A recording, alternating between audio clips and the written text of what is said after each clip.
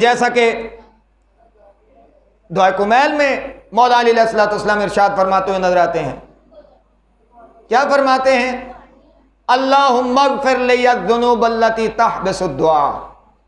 کبھی کبھی دعاؤں کا لطف لیا کریں، چونکہ جو دعاؤں کے ذریعے، جو خطبوں کے ذریعے ہمیں خالق اکبر کی توحید کا تعارف علی نے کروایا ہے، کسی مکتب میں نہیں ملتا، کسی مکتب میں یہ تعلیم نہیں ملتی، کسی بھی مکتب میں سوائے مکتب تشیع میں. یہ طرہ امتیاز ہے کہ توحید سیکھی اس طرح جس طرح رسول اللہ نے علی کو بتائی اور جس طرح علی نے ہم تک پہنچائی. کیا فرمایا؟ اللہم اغفر لی الذنوب التی تحبس الدعاء.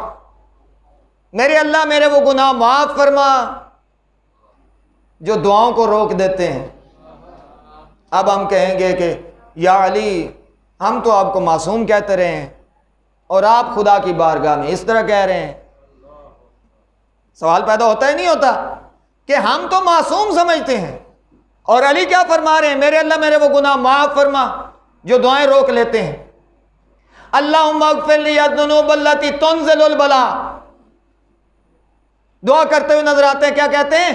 کہتے ہیں میرے اللہ میرے وہ گناہ معاف فرما جن کی وجہ سے بلائیں نازل ہوتی ہیں. یہ کیا پیغام ہے؟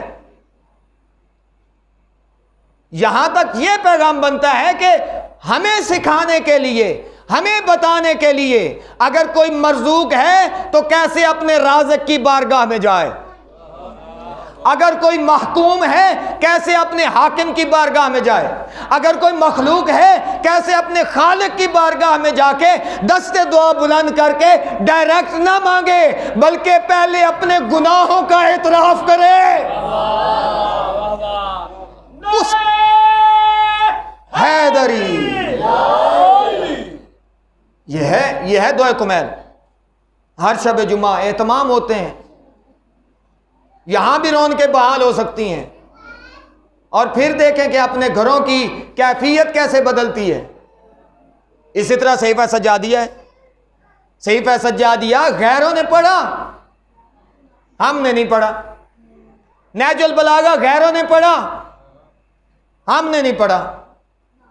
وہ علی کے جو کہتے ہیں کہ رسول اللہ نے مجھے 1000 باب علم عطا کیا اور میں علی نے ان 1000 بابوں میں سے 1000 باب نکالے. کس کے لیے؟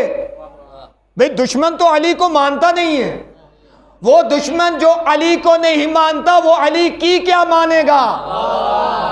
اس کا مطلب یہ ہے کہ جو کچھ تھا وہ اپنے ماننے والوں کے لیے تھا. اب اپنے ماننے والے دور نہ جائیں بلکہ اس در پہ اس طرح جھکے جیسے سلیمان محمدی جھکے اور جیسے میثم تمار.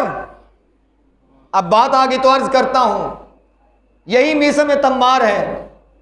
ہم کتنے دعوے کرتے ہیں اور کہتے ہیں یا علی ادرکنی، ہم علی کو ماننے والے ہیں، کاش علی کہہ دیں کہ تو میرا ہے. اور یہ کس کے لیے کہا؟ کس کے لیے کہا؟ میثم تمار کی زندگی دیکھ لیں. جاتے ہیں جا کے کھجوریں بیچتے ہیں اس کی دکان پہ. کیا کبھی ہماری دکان پہ بھی کوئی مولا آئے؟ مولا کیسے ہیں؟ ہمیں پتہ ہے ہم نے ناپ تول میں بھی کمی کرنی ہے، ہم نے پتہ نہیں کیا کچھ کرنا ہے. تو جو ہے میری طرف ہے، وگرنہ ادھر سے دیر نہیں ہے، وہ آنے والے آتے ہیں. اور کیا ہے؟ میثم تمار کی کھجوروں کی دکان پہ جا کے بیٹھتے ہیں اور کیا کرتے ہیں؟ جاؤ میثم اپنی کوئی اور مصروفیت ہے تو انجام دے کے آ جاؤ، علی بیٹھا ہوا ہے. علی بیٹھا ہے. اور ایک دن بیٹھے ہوئے تھے، اب کھجوریں بیچ رہے ہیں. ایک بندہ آتا ہے اور آ کر کے ہے کھوٹے سکے لے کر آتا ہے اور کہتا ہے کہ آج میثم تو نہیں بیٹھا، علی بیٹھا ہوا ہے، چلو کوئی بات نہیں. علی کیڑا آگے دکانہ مائیں تو جو ہے میری طرف کھوٹے سکے لا کے مولا کو دیے اور انہوں نے مولا نے اس کو مٹھی بھر کھجوریں دی. اب لے کر جو ہی چلا جھولی میں کھجوریں ہیں اور یہ خیال کرتا جاتا ہے آج تے میں علی نو دا لا ہی لیا ہے. ابھی اتنا ہی کہنا تھا، اور جب دامن میں سے کھجور نکالنے لگا، وہ کھجور نہیں تھی، مٹی بن چکی تھی، واپس آیا اور آ کر کہتا ہے یا علی آج پہلی مرتبہ دکان پہ بیٹھ گئے ہو، میسم ہوتا تو کھری کھجوریں دیتا، اصلی کھجوریں دیتا، آپ نے تو مٹی اٹھا کے دے دی، کہا کہ تمہارے سکے بھی تو کھوٹے تھے۔ اللہ اکبر، اللہ اکبر، کیا تمہارے کھوٹے سکے بھی تو کھوٹے تھے؟ میں یہاں پہ موالیان حیدر کرار کو ایک جملہ عرض کرنا چاہتا ہوں کہ وہ علی کہ جو کھوٹے سکوں کے بدلے میں کھجوریں صحیح نہیں دیتا، وہ ہماری انہی خطاؤں کی وجہ سے ہمیں جنت کیسے دے دے گا؟ حیدری اللہ